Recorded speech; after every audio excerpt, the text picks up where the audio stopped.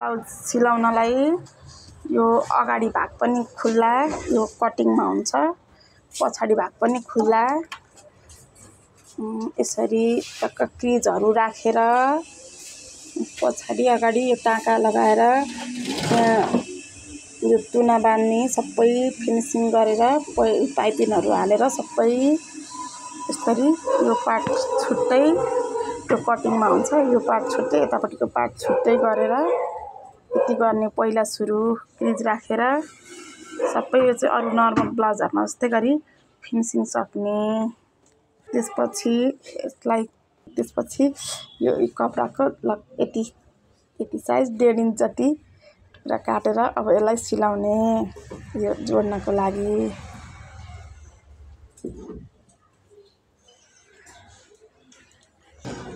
कपडा यसरी अब यो कपडालाई उल्टोपट्टि पट्याएर यहाँबाट यसरी यहाँदेखि यहाँसम्म सिलाउने।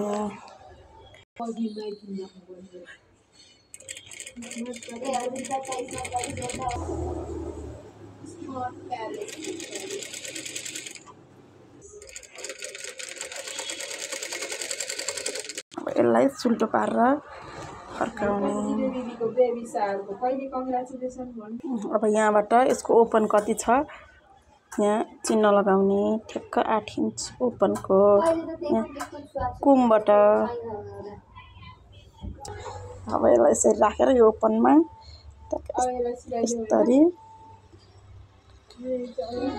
यस्तरी अब यहाँदेखि टक्क यहाँसम्म सिलाएर यहाँबाट यता ल्याएर उता सिलाउने।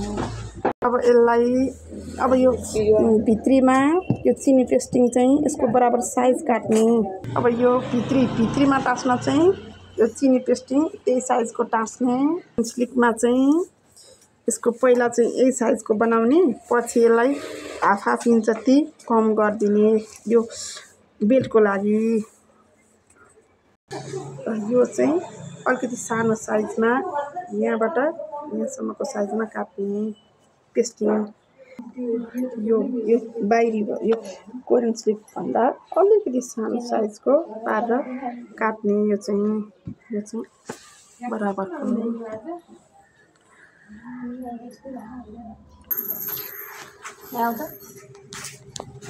यसमा यो भित्रीको माहला पेस्टिङमा चाहिँ यसरी डबल फोल्ड पारेर यसरी यो फेरि पट्याउने।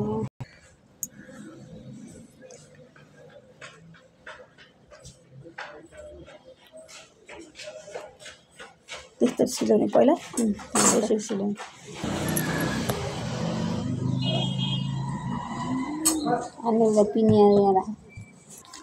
अब यो पेस्टिङ टाँस्या चाहिँ यसमा र यो बाहिरीमा यो टाँका लगाउनलाई यो टाँका लगाउनलाई यो चाहिँ यसरी यो यहाँबाट छेउबाट टाँका लगाउने।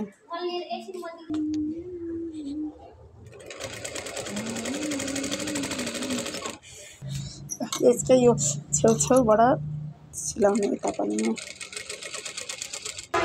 यो पछाडिको यो भित्रीपट्टिकै पार्ट यसरी यहाँदेखि टक्क यो बिचमा यस्तो पारेर यो सिलाउने। माथिबाट यसरी थिचेर आइरन गर्ने, यहाँबाट सिलाउने।